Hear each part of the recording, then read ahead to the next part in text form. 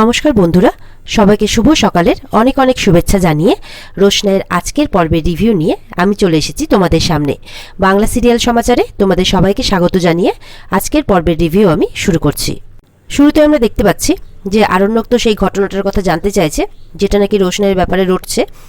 তো গরিমারা বলছে যে এখন নাকি রোশনাই আদিত্য কাপুরের সাথে রিলেশনশিপে আছে, এমনকি তারা লিভ ইনও করছে। তো বলছে যে আমি যখন মেকআপ রুমে গেছিলাম তখন সবাই বলাবলি করছিল যে ও নাকি এখন আদিত্য কাপুরের সাথে রিলেশনশিপে আছে। তখন আরণ্যক বলছে ও তো গুরুজির সাথে থাকে।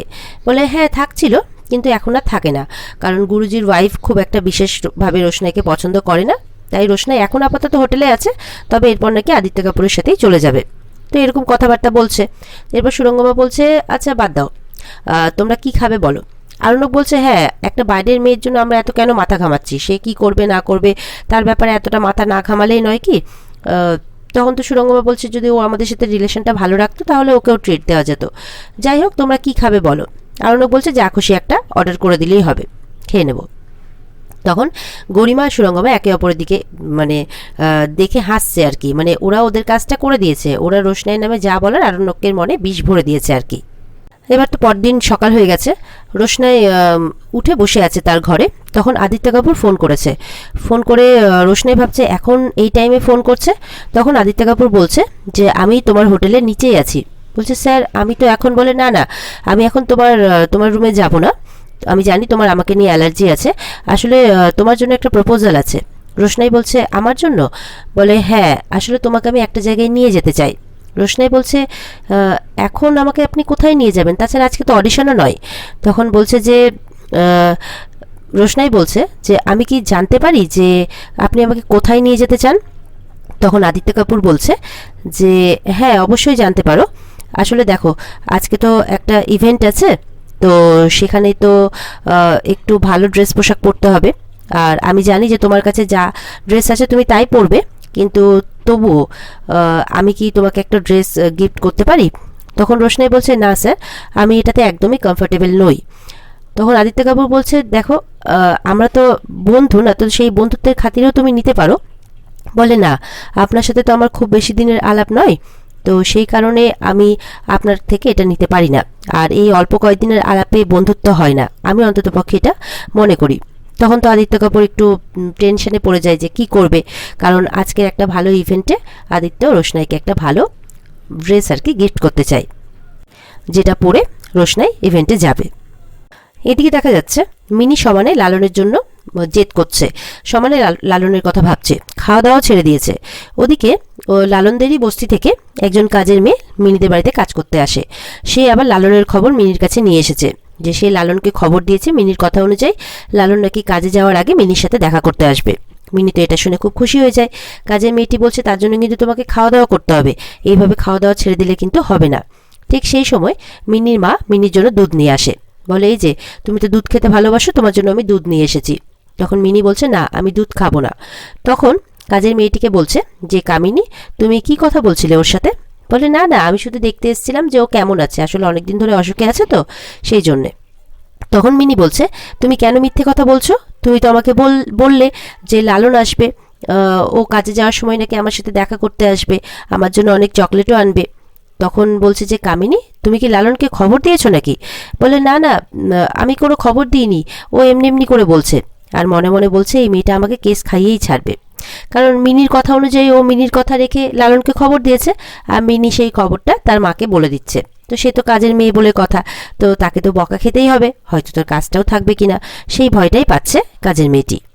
বড় মা বলছে মিনি তোমাকে আমি 1000বার বলছি না তুমি লালনের নাম এই বাড়িতে জোরে জোরে একদম করবে না, সবাই অন্য কথা বলবে। তখন মিনি বলছে আমি 100 বার করবো, 1000 বার করবো, 1,00,000 বার করবো। লালন লালন করে চিৎকার করছে মিনি, আর মিনির মা তো এবার কি করবে কিচ্ছু বুঝতে পারছে না, মিনির উপরে রেগেও যাচ্ছে। এদিকে আরণ্যক গরিমাকে নিয়ে ড্রেস কিনতে যাবে। গরিমাকে বলছে তাড়াতাড়ি করো, অনেকটা লেট হয়ে গেছে।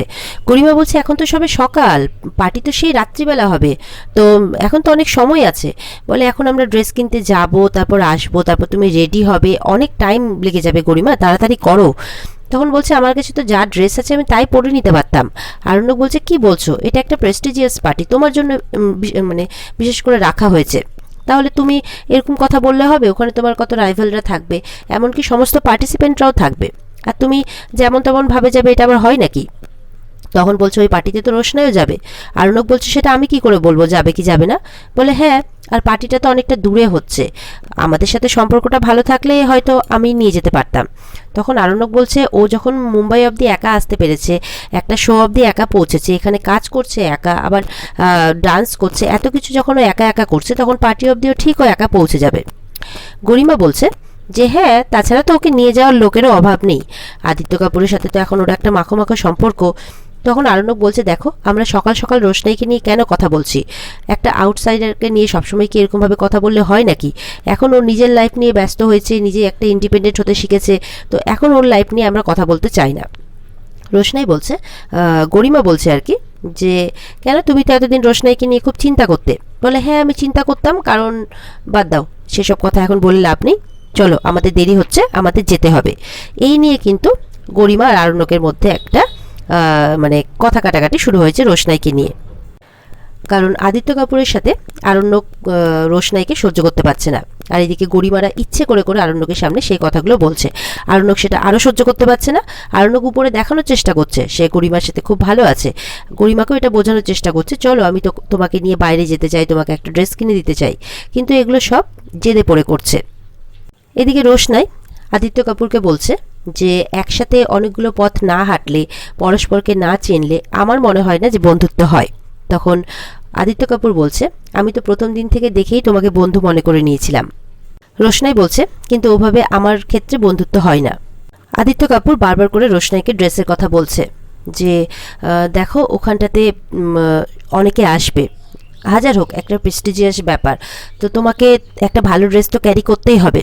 তখন রোশনাই বলছে দেখুন, আমার যা আছে আমি তাই পরে যাব, তাছাড়া আমি তো জিতিও নি, আর আমি যা পরে যাব তাতে যদি ওদের কোনো প্রবলেম হয়, ওরা যদি আমাকে অ্যালাউ না করে, আমি এই তখনই বাড়ি চলে আসব। আর তাছাড়া এই মুহূর্তে বিলাসিতা করার মতো কোনো সময় আমার কাছে নেই।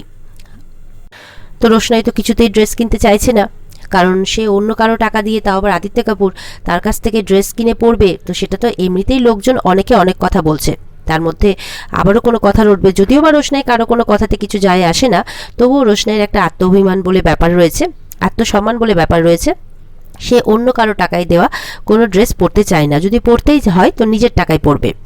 আদিত্য কাপুরকেও তাই বলছে।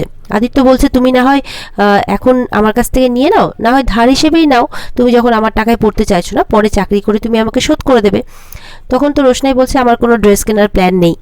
তারপর আদিত্য কাপুর অনেক বোঝানোর পর রোশনাই বলছে ঠিক আছে, আমাকে যদি কিনতেই হয় তো আমি নিজের টাকায় কিনবো। তখন আদিত্য কাপুর বলছে আচ্ছা ঠিক আছে, তবে তাই হোক, তুমি তাহলে নিজের টাকাতেই কেনো, কিন্তু কিনতে হবে, কারণ তোমাকে আজকে একটা ভালো ড্রেস পরতেই হবে।